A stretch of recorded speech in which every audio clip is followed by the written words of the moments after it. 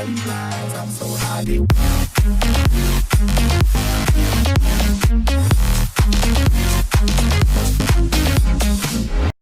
guys, and welcome back to a brand new video from me, Pickles Park Reviews. Now today I'm going to be reviewing the Doctor Who Big Finish story We Are The Daleks, starring Sylvester McCoy as the 7th Doctor and Bonnie Langford as Mel. Now, I haven't reviewed a Big Finish story in a very long time, not since 2018.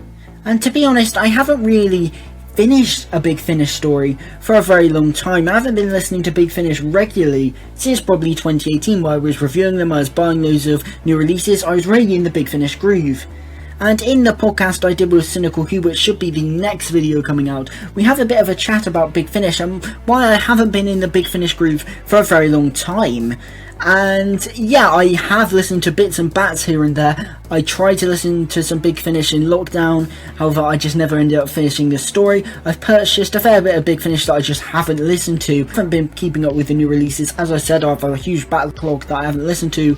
I did actually listen to a couple of Big Finish stories at the early stages of 2019. I recorded reviews of Davros and the Juggernauts, and I'm going to re-record those reviews because that Davros review is still privated on my channel. I privated it to release it at a later date and it just never got released, and to be honest I am going to re-record it because I'm not going to re-release it. I thought about it, but I'm not going to release that Davros review now because my voice is not great. But yeah, I've been trying to get back into Big Finish for quite a while, yet I never managed it. Before I came up with the idea to listen to some in sixth form. So for those of you who may not be aware, in sixth form I started about 3 months ago, and there's lots of periods of time when I'm just kind of on my own listening to music, and I came up with the idea that I could get through some Big Finish stories in that time. And I did have the worry that, you know, Big Finish is audio, you need to concentrate on it, with lots of distractions that you naturally get in sixth form, that might be a bit of a challenge.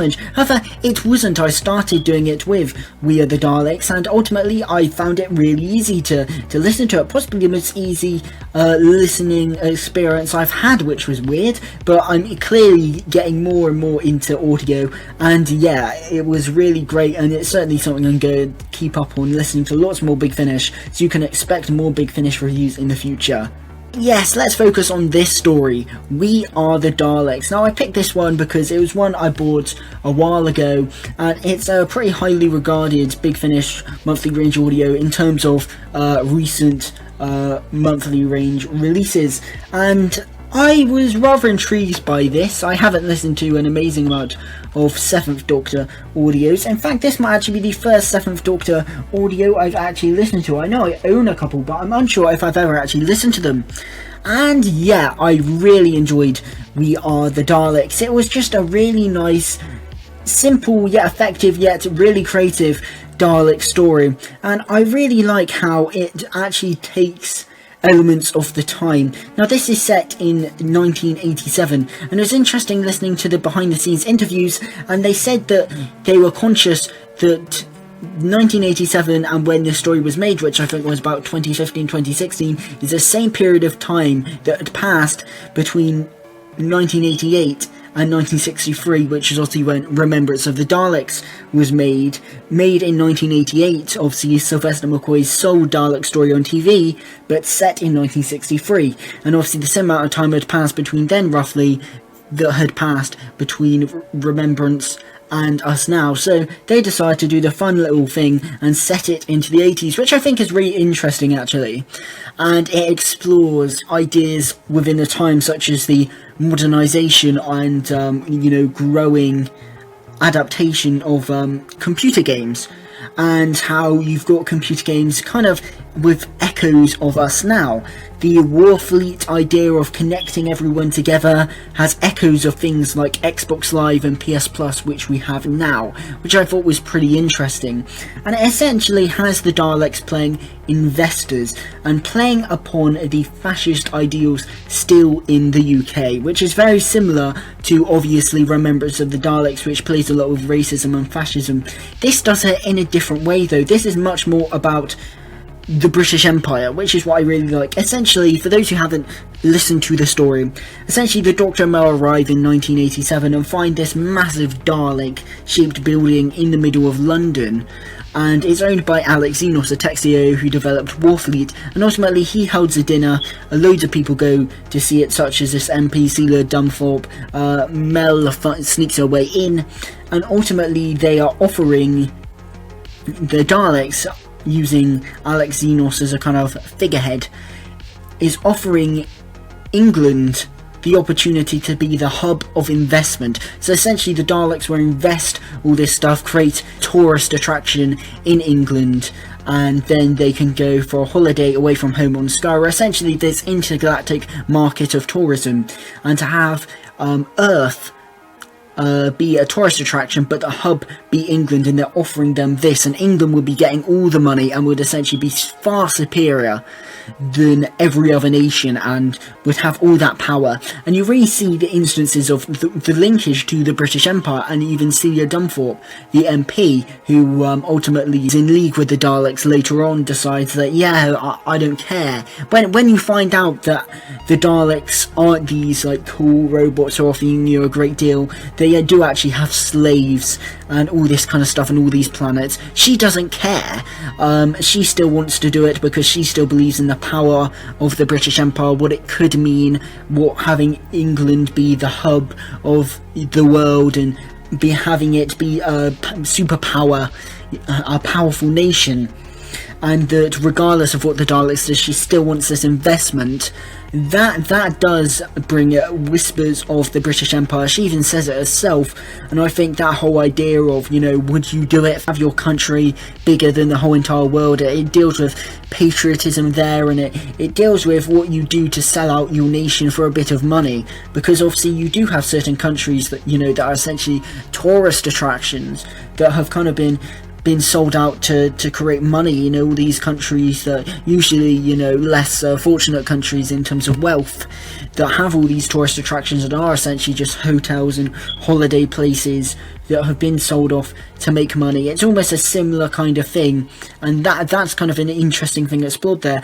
And I like the idea that of the Daleks taking a different approach. Essentially the Daleks' plan is they pitch this, and what they do is then use this mind control device set up by the building. They've already created the agreement, and then the people on the country that they choose, because they've done this on many other worlds, will then think like a Dalek and hate all the other countries, essentially everyone who isn't from their country, and will then essentially openly mine the planet and destroy the planet for a quick buck, obviously for the Daleks, and it will essentially turn their planet into a mining planet without even thinking it, and using that whole idea of patriotism and the British Empire, and obviously country glory, which most planets would obviously have because they've done this to other planets, and using that to lure them in and really play on that, and then make them into Daleks, whilst also you know, finding the little bit of Dalek that is inside those people already. That is a really interesting idea, I think, and ultimately it's an interesting angle, but it's a different angle from the Daleks. I really like stories when the Daleks, you know, I like stories when the Daleks just go in and kill everyone, showing the threat of the Daleks, but I like the stories where you see the Daleks showing an intelligence and manipulating people. I think it's why I like Power of the Daleks so much, because you really see a great sense of the Daleks manipulating those humans. And this is the same, obviously manipulating humanity using a complex plan in order to, well, get them to create a mining planet. It's really clever, and there's another story that explores the ideology of the Daleks really, really well. Another thing I like is Warfleet. It is quite an interesting part of the story. One of my criticisms is it does feel a bit disconnected a lot of the time. So essentially you've got this war fleet that is made by the Xenos Corporation. The Doctor and a reporter go to the warehouse that make Warfleet, find some Daleks there. Ultimately, yeah, it's owned by the Xenos Corporation, but you're kind of wondering, how does this really tie in? It's ultimately revealed that the rebels on Skaro, that there are foul slaves on Skaro, so these fouls are trying to save them, and ultimately Xenos suggested that to control the battle computers to kill the rebels, you know, should be children and trick Earth children, human children, into playing a computer game, which is, you know, the game is destroy the rebel forces, and they're actually killing them.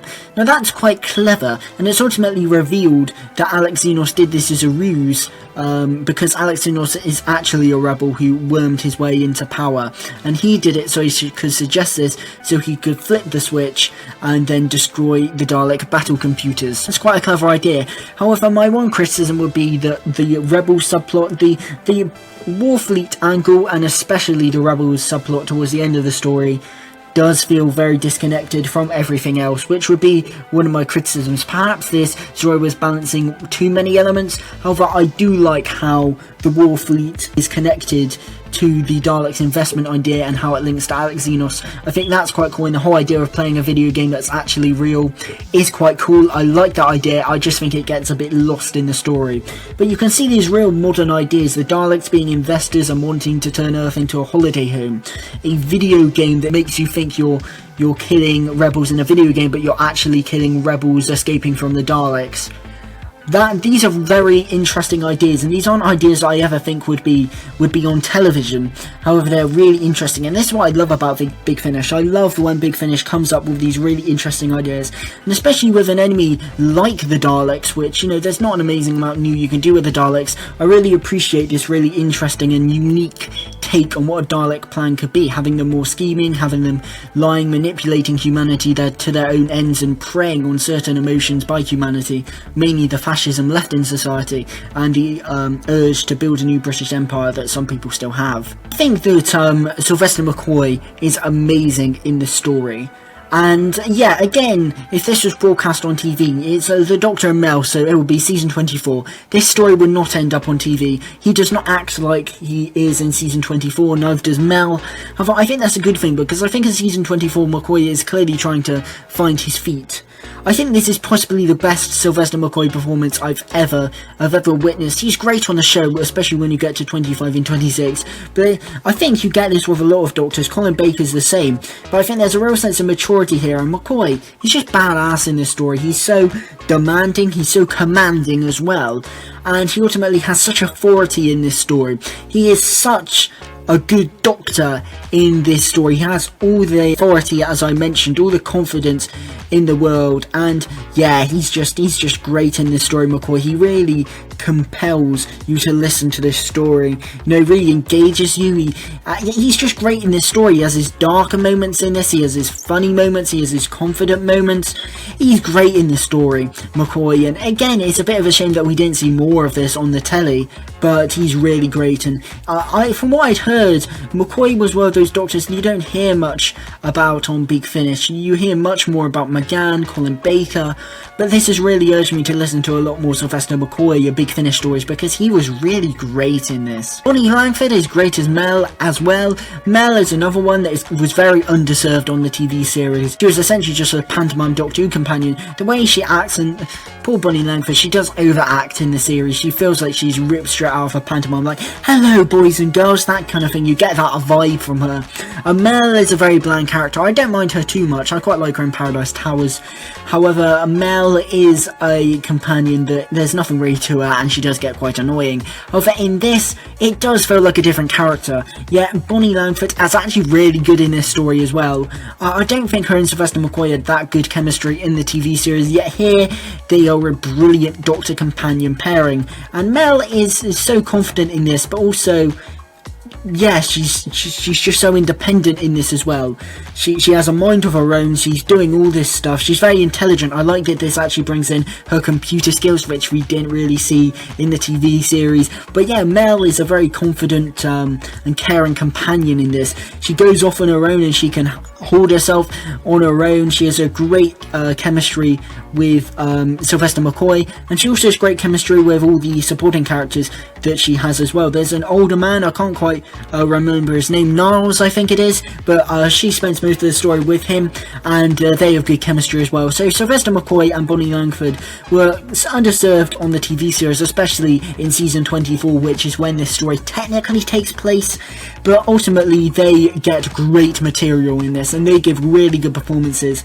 And again, this story has urged me on to listen to more of Bonnie Langford on Big Finish and more 7th Doctor and Mel stuff on Big Finish, because they were really good in this. They made such a good Doctor companion pairing, and I just wish we could have got this on the show, because it just shows how much untapped potential there really was in season 24. Yes, as I said, this story explores some interesting themes with the Daleks, and also sets up some other Dalek stories which I wasn't really expecting. The most obvious reference, I suppose, is the whole idea of Warfleet, how it's using human children as battle computers to kill Dalek rebel ships. And ultimately, if you've watched Remembrance of the Daleks, you'll know that the battle computer for one of the Dalek factions in Remembrance of the Daleks is controlled by a schoolchild, and ultimately this sets it up by the Daleks realising that the children's imagination is much better than their logical battle computers. A nice reference from Destiny of the Daleks there. And yes, that thought of children controlling it is obviously what spurns these Daleks on to use the children as their battle computer once again in Remembrance of the Daleks. So that was a nice setup, and was a nice little plot detail setting up what is a very weird idea that just kind of comes out of nowhere in Remembrance. Yeah, I like how this gives context to that. Also, there are references that I completely did not see coming in this story. They're set up to Asylum of the Daleks. Yeah, that's right. Remembrance, I was kind of almost expecting, well, not expecting, but I kind of going into, I wouldn't be surprised if there aren't references to Remembrance, because at the end of the day, it's a Sylvester McCoy Dalek story. You're obviously going to get some references to Remembrance at some point in there, or you'd think there would be. However, referencing a 2012 Matt Smith Dalek story was just mental. Not just referencing it, but setting it up. Now, if you've watched Asylum of the Daleks, you'll know that the Dalek continuity is a bit wacky and all over the place in that story, with the Dalek Prime Minister Skaro being back, the Dalek Parliament.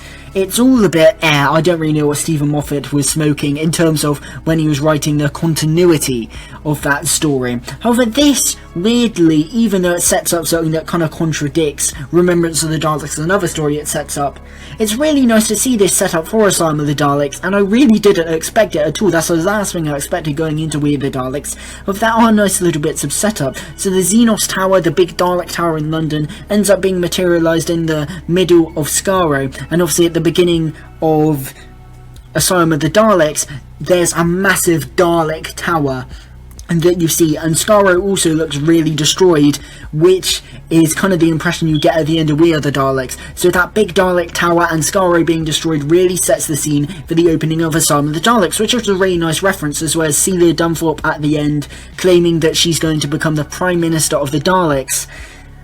And I wasn't sure what to make of that. I listened to it and I thought, is that referencing the Dalek Prime Minister? Is it setting up another Big Finish story? I was very confused. It was a very weird note to end on. However, I looked up on TARDIS Wiki, and it is supposed to be a reference to the Dalek Prime Minister in Asylum of the Daleks. So in Asylum of the Daleks, that Dalek Prime Minister is Celia Dunthorpe, supposedly, maybe. But that's quite a weird thing. No wonder it doesn't have a casing. It all makes sense. But yes, they're very nice setup lines, which I never thought I'd listen to in this story, but they're nice nonetheless. And before we close up this review, I'll just talk about the music, which I thought was very great as well. It's not amazingly memorable, however I just remember listening to it and thinking, yeah, that's some really cool music, some nice electronic pieces as well, really sets the scene, and yeah, it's really great and gives real gravitas and atmosphere to this story. Overall, I really enjoyed We Are The Daleks. It's not flawless. As I said, I think Warfleet can feel a bit disconnected from the main story at points, and also something I forgot to mention, the resolution to the story just kind of comes out of nowhere. There's a few resolutions to this story. The one I'm specifically talking about is when the Doctor whips up a time storm out of nowhere to make all of the Daleks age.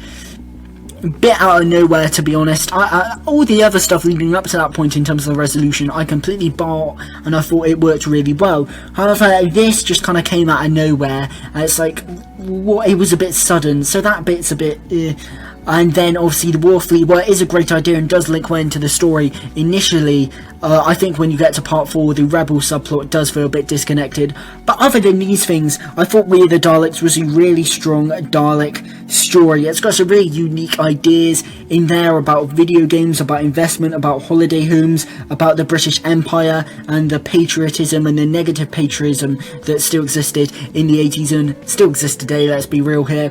I thought Sylvester McCoy and Bonnie Langford were really great in this story. It just showed how much untapped potential that TARDIS team had on TV, because they both smash it out of the park. The music's great, the direction's great, the cast is great, it had some really nice references and setup lines. Ultimately, I really enjoyed We Are The Daleks. It's really creative, and that's not something you can really use to describe Dalek stories much these days. However, I really enjoyed it, and I really enjoyed listening to it, and as I said, even more listening to it in sixth form in a busy environment, it held my attention.